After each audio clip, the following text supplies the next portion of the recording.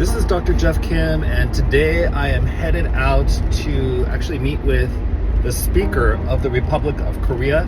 His name is Kim Jin-pyo, and I think because of our Korean American Studies course, not only is that something that we're proud of here in the United States by Korean Americans and all Americans out of Anaheim Union High School District, but also it's something that I think is valued beyond our country as well, becoming global in some ways.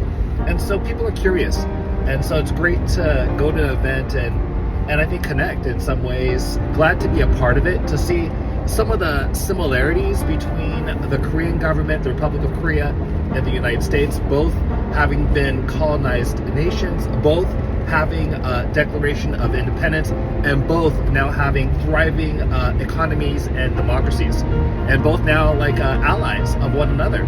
So I'm very excited to go to an event like this and to just learn more, because I think these kinds of, collaborations or connections, I think it's an opportunity to help one another thrive and grow.